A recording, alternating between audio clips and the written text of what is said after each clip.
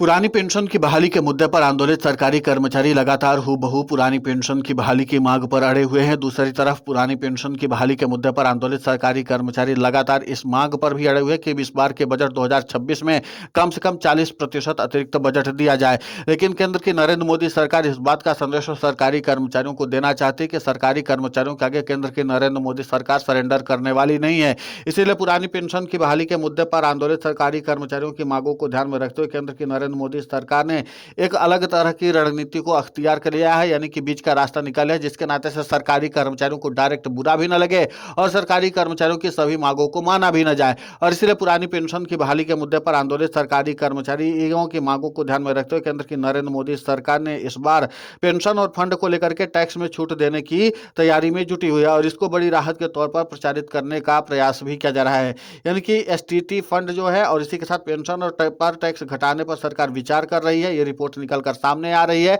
और सरकार इस बात का संदेश देने की कोशिश करेगी कि अगर सरकारी कर्मचारियों को टैक्स में रियायत दी जाए तो सरकारी कर्मचारियों की बहुत सारी मांगों को पूरा किया जा सकता है। बाजार की स्थिति को ध्यान में रखते हुए केंद्र की नरेंद्र मोदी सरकार सरकारी कर्मचारियों के ऊपर ज्यादा पैसा खर्च नहीं करना चाहती है और इसलिए सरकार जो है लगातार जो है एक अहम विकल्प और विचार करें, जिसके तहत लॉन्ग टर्म पेंशन और इंडोमेंट फंड्स की इक्विटी लिस्टिंग्स में टैक्स फ्री करने का ट्रीटमेंट दिया जा सकता है और इसके जरिए सरकारी कर्मचारियों को कुछ लाभ देने की कवायद की जाएगी। रिपोर्ट में यह भी बताया गया कि देश के कैपिटल मार्केट की दक्षता बढ़ाने पर बाजार को लॉन्ग टर्म इन्वेस्टर्स के लिए ज्यादा अपीलिंग बनाने के लिए एसटीटी यानी कि सिक्योरिटीज ट्रांजैक्शन टैक्स घटाने पर भी विचार किया जा रहा है। केंद्र की नरेंद्र मोदी सरकार फिलहाल इन्वेस्टर्स को लुभाने में ज्यादा दिलचस्पी दिखा रही है। बाजार भागीदार मानते हैं, इसलिए विदेशी निवेश का स्थिर इनफ्लो शेयर बाजार को मोमेंट को बनाए रखने के लिए बेहद जरूरी है, खासतौर पर ऐसे समय में जब ग्लोबल लिक्विडिटी और जोखिम की स्थिति तेजी से बदल रही है। सरकार अगर टैक्स पर कम ट्रांजैक्शन कॉस्ट लगाती है तो इससे भारतीय बाजार ज्यादा प्रिडिक्टेबल और आकर्षक बन सकता है और खासकर पेंशन फंड और एंडोमेंट फंड्स के लिए भारत में आसान हो जाएगा।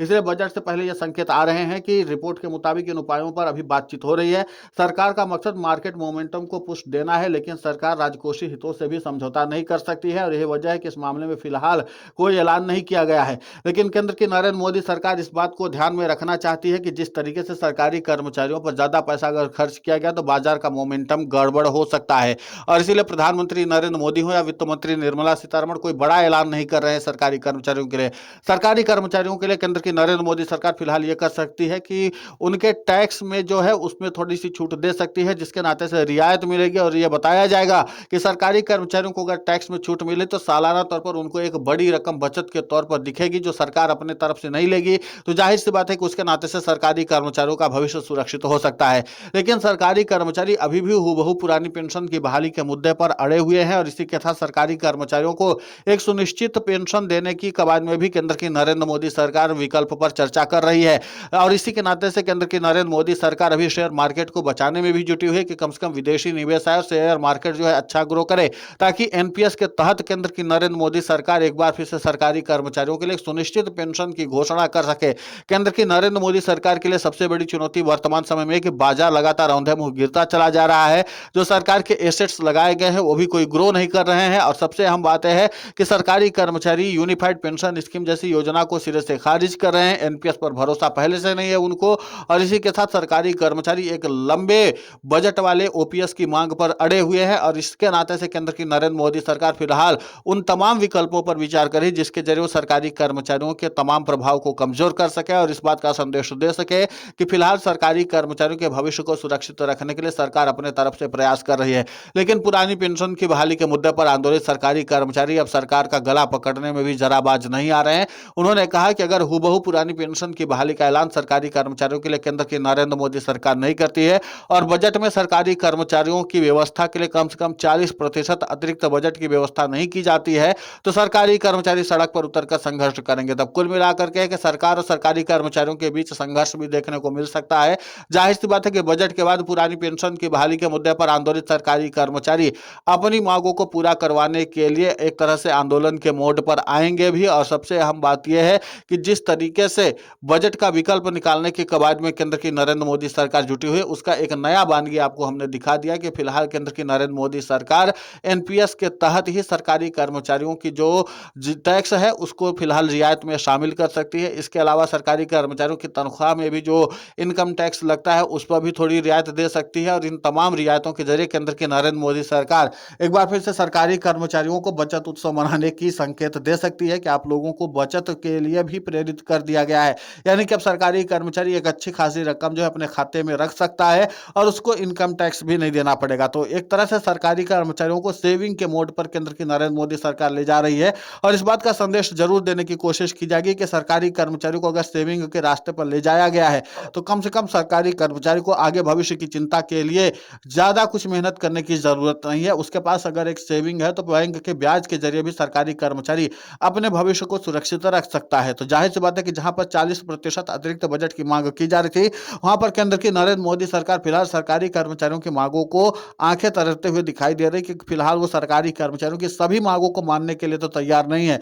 कम से कम टैक्स में छूट देकर के एक बचत का रास्ता केंद्र की नरेंद्र मोदी सरकार फिलहाल कर्मचारियों को देना चाहती है। लेकिन इसका मतलब ये नहीं है कि पुरानी पेंशन की बहाली के मुद्दे पर आंदोलित सरकारी कर्मचारी सरकार के इस फैसले को स्वागत के रूप में ले लेंगे, बल्कि इसका मतलब साफ है कि पुरानी पेंशन की बहाली के मुद्दे पर आंदोलित सरकारी कर्मचारी अभी से ही केंद्र की नरेंद्र मोदी सरकार के खिलाफ बिगुल फूकने की तैयारी में जुट जाएंगे। और जाहिर सी बात है कि इस बार पुरानी पेंशन की बहाली को लेकर के तमाम कर्मचारी संगठनों के प्रतिनिधियों ने कहा कि 2026 सरकारी कर्मचारियों के पुरानी पेंशन की बहाली के लिए निर्णायक साबित होगा। या तो सरकार सीधे तौर पर पुरानी पेंशन की बहाली करेगी या तो फिर यह सरकार सीधे तौर पर सड़क पर उतरने वाले सरकारी कर्मचारियों से टक्कर लेगी। लेकिन पुरानी पेंशन की बहाली के बिना अब सरकारी कर्मचारी रुकने वाले नहीं है। और दूसरी तरफ केंद्र की नरेंद्र मोदी सरकार एनपीएस में सरकारी कर्मचारियों के लिए एक सुनिश्चित पेंशन की बात करके सरकारी कर्मचारियों के लिए एक कमेटी गठित कर दी है और इस बात का संदेश देने की कोशिश करे कि सरकारी कर्मचारियों की मांगों को लेकर के सरकार संजीदा है। अब देखना महत्वपूर्ण होगा कि जिस तरीके से सरकार लगातार बीच के रास्ते निकालने में जुटी हुई है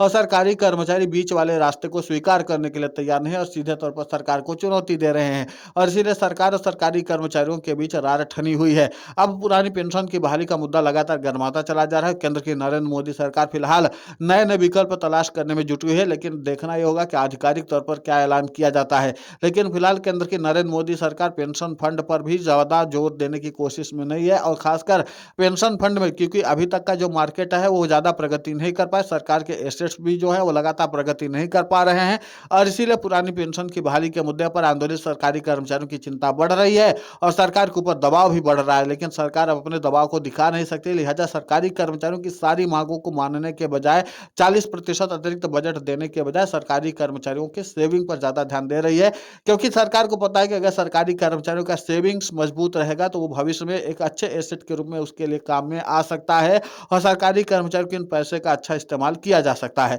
फिलहाल इस पूरे घटनाक्रम को लेकर के आपकी प्रतिक्रिया बहुत महत्वपूर्ण होती है, आप हमें कमेंट करके जरूर बताएं। साथ ही पुरानी पेंशन की बहाली के मुद्दे पर हम लगातार आंदोलित होकर के खबरें चला रहे हैं। आप हमारे समर्थन के लिए चैनल को सब्सक्राइब करें, खबर को ज्यादा से ज्यादा शेयर करें ताकि पुरानी पेंशन की बहाली का मुद्दा और बुलंद हो।